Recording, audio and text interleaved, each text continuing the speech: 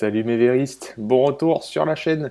Alors ouais, c'est nouveau, je vous fais une intro en voix off parce que il y a eu un petit problème de micro dans les premières secondes de cette vidéo.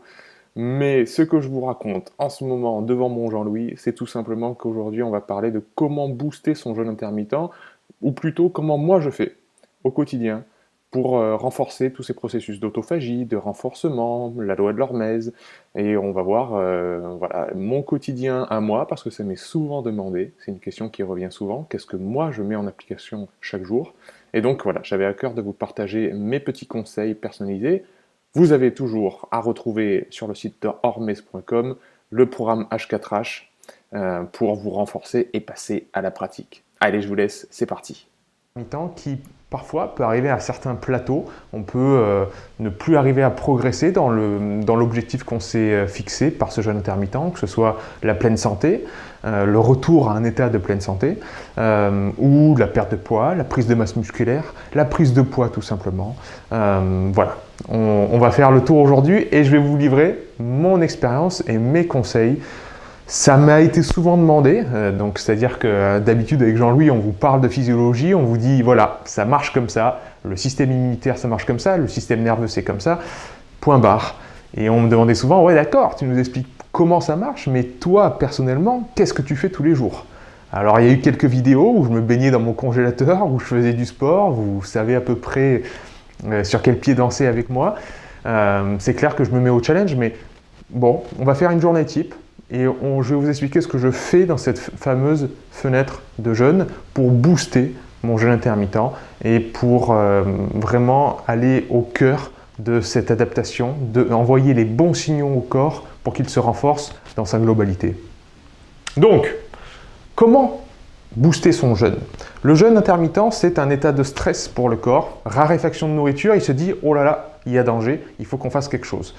Et là, on va avoir le même dénominateur commun, peu importe le stress qu'on va infliger au corps, ça va être la production de catécholamines.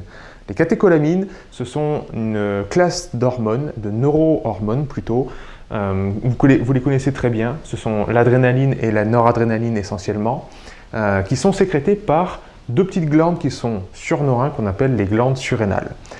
Alors normalement, dans le système endocrinien, on l'a déjà étudié avec Jean-Louis dans d'autres séries de vidéos, le système endocrinien, normalement, ce sont des glandes qui produisent des hormones, et les hormones, si vous êtes des habitués de la chaîne, vous connaissez les enveloppes, là, ça veut dire que ce sont des messagers qui passent dans le sang. Donc je compare souvent les hormones à des lettres qui se trimballent dans le sang, le service postal. Mais des neurohormones, qu'est-ce que ça veut dire? Ça veut dire que ce sont à la fois des lettres, mais elles peuvent aussi, l'adrénaline et la noradrénaline, s'adresser aux neurones, jouer le rôle de neurotransmetteurs. Les neurohormones empruntent les deux voies de communication principales du corps, que sont les hormones qui passent par le sang, les neurotransmetteurs qui passent par la voie nerveuse. Voilà, c'est ça que ça veut dire. Donc ce sont des neurohormones, elles parlent à toutes les cellules du corps, presque, en totalité. Et donc ça va être des signaux très puissants. Là je vous ai dessiné une cellule, mais j'aurais pu dessiner une cellule neuronale, un neurone, pardon. Donc on va considérer qu'elle s'adresse à tout le monde. Ça va être des signaux de communication très très importants. Donc comment faire booster ces taux d'adrénaline et de noradrénaline qui sont déjà élevés en période de raréfaction de nourriture, en période de jeûne? C'est clair, le corps il se dit il y a un stress, il faut qu'on fasse quelque chose, il faut qu'on passe à l'action. Et bien, tout simplement par les respirations. Je vous parle souvent de la méthode Wim Hof, Buteyko, la cohérence cardiaque, les techniques de yoga Tummo. Toutes ces techniques de respiration sont à retrouver dans mon module H4H, le programme de renforcement par la respiration et la pleine santé. Ces méthodes-là, notamment la méthode Wim Hof, surtout la méthode Wim Hof, permet une sécrétion d'adrénaline et de noradrénaline qui est extrêmement puissante. Quand ils ont mesuré Wim Hof, donc ce fameux yogi qui a inventé cette méthode d'hyperventilation, ils se sont rendus compte qu'il sécrétait plus d'adrénaline qu'une personne qui allait faire un saut en parachute. Vous voyez le truc? Donc là, j'aurais dû mettre 3+, parce que c'est voilà, super stimulation des glandes surrénales et donc production d'adrénaline très puissante. Le HIIT, j'en parle souvent, High Intensity Interval Training, c'est un entraînement physique à haute intensité sur intervalle. C'est-à-dire on va faire un effort, une intensité comprise entre 90 et 100% de sa capacité, donc c'est propre à chacun.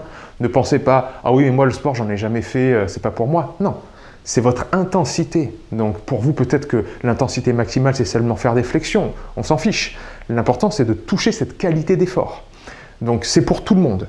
Et surtout, ça va vous prendre seulement 10 minutes dans votre fameuse plage de jeûne. Parce que si vous vous réveillez le matin et que vous faites par exemple un 16-8, c'est-à-dire vous ne prenez pas de petit déjeuner et la première alimentation va arriver à midi. Et que je vous demande d'aller pédaler 1 heure de vélo ou faire un footing d'1 heure, etc., vous allez me dire « Ah non, mais je vais être fatigué, c'est pas possible, j'ai rien mangé, etc. » On n'est pas du tout sur ce type d'effort-là. Là, ça va être très intense, mais sur maximum 10 minutes. Allez, 15 minutes pour les plus sportifs d'entre vous. Mais ça va être à intensité maximale sur 15-20 secondes. Un temps de repos suffisamment long pour pouvoir repartir derrière avec la même intensité, c'est-à-dire presque à 100%. Et ça, sur 10 à 12 répétitions. Donc ça veut dire qu'on va tourner dans un entraînement qui va faire environ 10 minutes, quoi. Donc ça peut être 15 secondes d'effort, 20 secondes d'effort, avec 1 minute de repos à chaque fois entre, ou 2 minutes de repos. Là, ça va être propre à chacun. Mais il faut qu'on touche l'effort maximal pour solliciter nos glandes surrénales qui vont relâcher l'adrénaline. C'est l'intensité de l'effort qui est importante. Et l'exposition au chaud et au froid. Ça, vous savez que j'adore ça. Si vous avez l'occasion d'avoir un sauna proche de chez vous qui propose un abonnement pour pas cher, faites-le. C'est vraiment une thérapie en tant que telle. Mais sinon, vous avez les douches froides, les bains froids. Vous m'avez vu me baigner dans mon congélateur. Je ne peux que vous recommander mes anciennes vidéos qui vous expliquent tous les bienfaits que ça a. Et on va encore décortiquer là-dessus. Mais le dénominateur commun entre toutes ces pratiques, c'est la sécrétion de ces catécholamines qui sont des messagers extrêmement puissants, des messagers qu'on dit épigénétiques, et qui vont faire s'exprimer certains gènes au niveau cellulaire. C'est ça qu'on recherche. Donc, pourquoi tel ou tel exercice? Pourquoi je vous ai recommandé tout ça? Tout simplement parce que, comme je vous ai dit, ces signaux, adrénaline, noradrénaline, au niveau de la cellule, elle va voir la cellule des tonnes de neurohormones arriver, de catécholamines, elle va se dire « Ok, il y a un problème, il faut qu'on se renforce ». Qu'est-ce que ça veut dire? Ça veut dire que certains gènes comme l'AMPK, qui fait grand bruit de nos jours parce qu'on en parle beaucoup dans l'exercice physique, le jeûne, etc., à partir du moment où vous avez du déstockage dans le corps, à partir du moment où on utilise nos réserves, que ce soit de glucose, de glycogène, de tissu adipeux, c'est cette voie de signalisation-là qui est utilisée, la AMPK, pour utiliser ce qu'on a mis de côté. Donc c'est vachement important, puisque de nos jours, on n'utilise plus du tout ce qu'on a mis de côté. Donc voilà, toutes les personnes qui veulent perdre du poids par exemple, c'est ce gène-là qu'il faut aller chercher et pour provoquer la lipolyse, c'est-à-dire l'utilisation des graisses, des tissus adipeux, comme source d'énergie. Au niveau de l'immunité, là on aura tous à y gagner. Hein. Les allergies en ce moment battent des records, les attaques auto-immunes, toutes sortes de pathologies pro-inflammatoires. Avoir une immunité qui rentre dans les clous, c'est un objectif, je veux dire, qui s'adresse à tout le monde. Eh bien, il a été prouvé que le chaud, le froid, les sports, la respiration diminuent les marqueurs de l'inflammation que sont le TNF-alpha, qui est une croissance de facteur tumoral, certaines cytokines comme les interleukines 6. Les cytokines, ce sont des gyrophares, si vous voulez, dans votre système immunitaire qui disent « Eh oh, il y a le feu là, il y a une inflammation, il faut le combattre, etc. » Donc, quelqu'un qui est en inflammation systémique, qui a des douleurs un peu partout, aux articulations, etc., ou au niveau des intestins, qui est tout le temps dans une forme de douleur et d'inflammation, c'est parce qu'il a des cytokines un petit peu allumées partout, et qu'il y a de l'incendie partout, et que le système immunitaire, nos globules blancs, ils ne savent plus où donner de la tête, et ils se mettent à taper un petit peu n'importe où. Donc ça calme. L'autophagie, c'est la fabuleuse capacité qu'a le corps à recycler ce qu'il y a à l'intérieur de lui. Ça va se passer à l'intérieur de la cellule. Toutes les protéines mal formées, tous les organites, vous savez, les organites, ce sont les organes même de la cellule qui sont à l'intérieur d'elle, les mitochondries, l'appareil de Golgi, certaines vacuoles, etc. Dès qu'elles commencent à être dysfonctionnelles, qu'elles commencent à être voilà, un petit peu vieilles, on va les recycler. C'est-à-dire on va les décomposer et on va en refaire du neuf.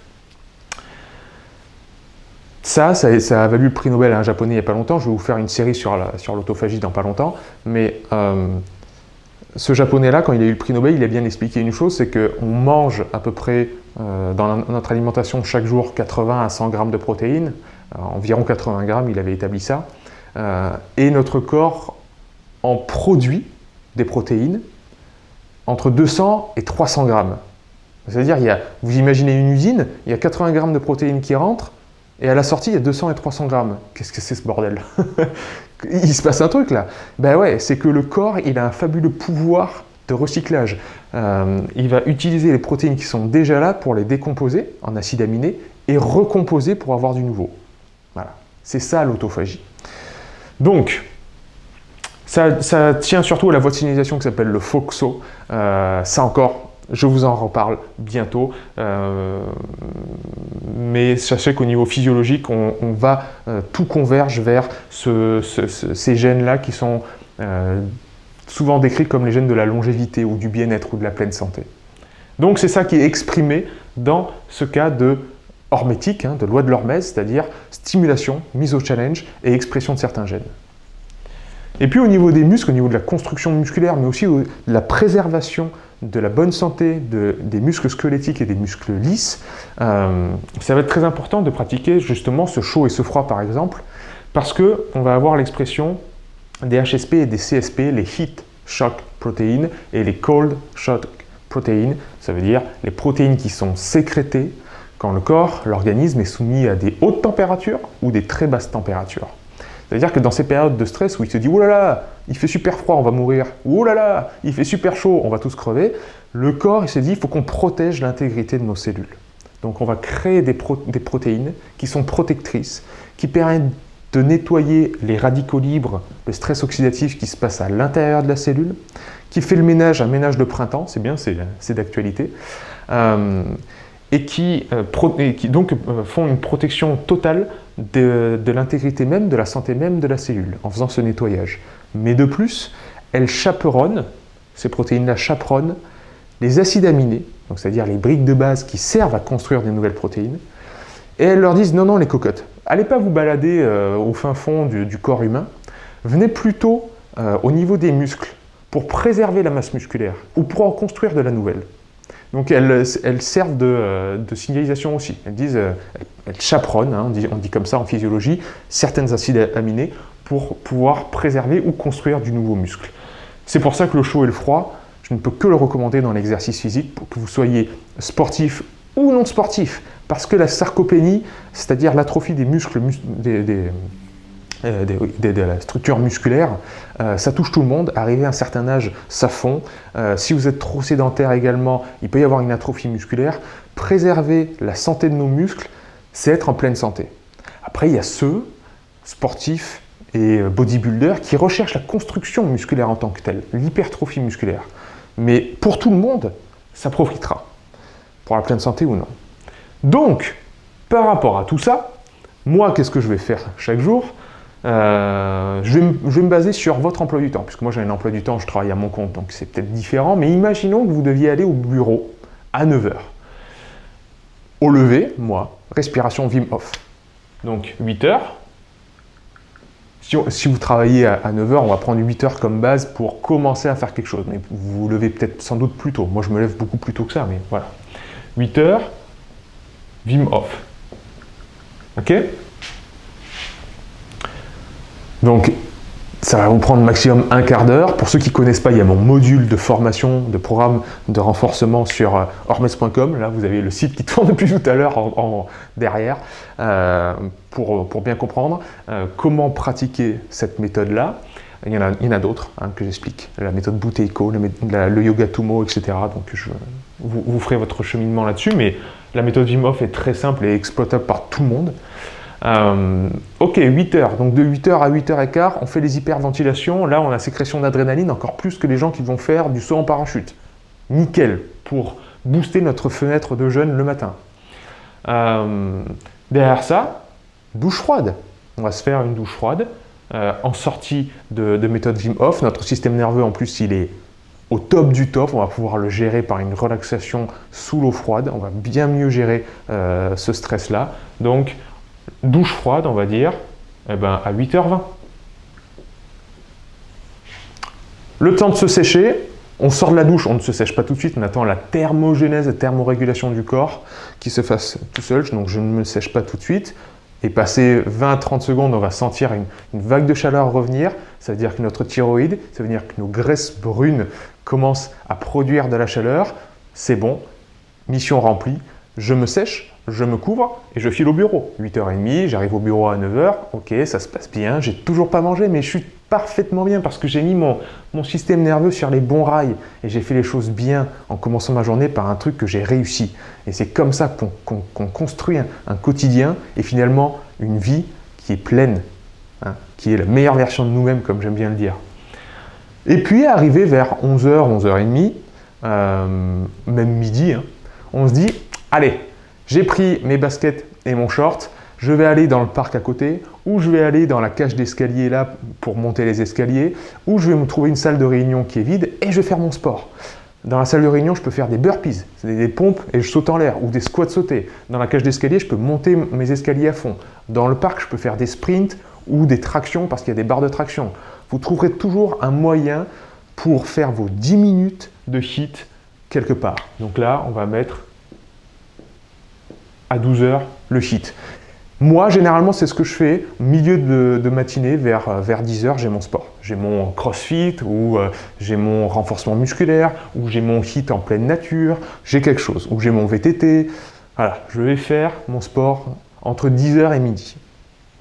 Comme ça, en plus, à la sortie de ça, mes cellules musculaires sont hyper sensibles à l'insuline, c'est-à-dire qu'on les a fait travailler énormément et nos cellules musculaires, elles ont faim, elles ouvrent la bouche, elles disent allez-y, balancez tout là parce qu'on est vide, on est chez le glycogène, on veut se reconstruire en plus, donc balancez les acides aminés et balancez le glucose pour recharger nos stocks de glycogène.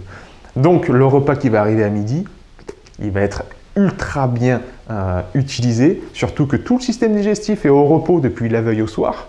Donc les enzymes, les sucs digestifs, tout le monde est prêt à travailler. Le pancréas, l'estomac, etc. Tout le monde est reposé et au taquet. Donc à midi, le repas va parfaitement bien se passer. Je vais parfaitement bien mâcher pour avoir une meilleure assimilation et une meilleure reconstruction de mon corps derrière. Voilà, et puis si vous avez un sauna proche de chez vous et que vous pouvez vous caler 1 à 2 séances par mois de sauna, mais là c'est le caviar là. Voilà, 1 à 2 fois par mois, ce serait top. Mais vous pouvez faire si vous avez une baignoire, des bains hyperthermiques aussi. Bref, voilà la journée typique d'un biohacker actuel, de quelqu'un qui veut se renforcer ou simplement rester en bonne santé. Je ne peux que vous conseiller pour booster votre jeûne intermittent, cette fameuse fenêtre de jeûne où parfois on ne sait pas trop quoi faire, on a peur que peut-être qu'on va s'épuiser, peut-être qu'on va trop en faire, etc. Les respirations, vous ne pourrez jamais trop en faire. Le sport, vous ferez toujours à votre niveau et ça ne vous prendra pas beaucoup de temps. La douche froide, faites-le. Franchement, faites-le. Faites-le que sur les jambes. Faites la douche écossaise, c'est-à-dire chaud-froid au début, mais faites quelque chose à votre niveau. Tout ça, ça va permettre d'être en parfaite santé, d'améliorer votre longévité, et tout ça, et de progresser sur cette loi de l'Hormèse. Okay, et c'est à partir de ces expérimentations-là que vous saurez ce qui sera bon pour vous. Donc voilà, je vous laisse sur cette matinée type, cette journée type, sur comment booster son jeûne intermittent avec ces quelques conseils. N'oubliez pas qu'il se passe plein de trucs, plein d'actualités sur hormèse.com, les techniques de respiration. Il y a le module des exercices physiques pour ceux qui veulent plus passer par l'étape sport. Et il y a le stage au mois d'août ici pour se renforcer, pour expérimenter tout ça sur 5 jours extrêmement riches. Ça va être du 12 au 16 août. Les inscriptions sont encore ouvertes, il y a encore de la place. Je vais limiter la place entre 40 et 50 personnes, grand maximum. Donc si vous voulez participer, allez-y, c'est maintenant. Inscrivez-vous avant qu'il n'y ait plus de place. Allez, je vous dis à bientôt les amis. Ciao mon Jean-Louis. Rendez-vous dans le bain froid, rendez-vous dans l'Hormèse et n'oubliez pas que la vérité, elle est déjà là.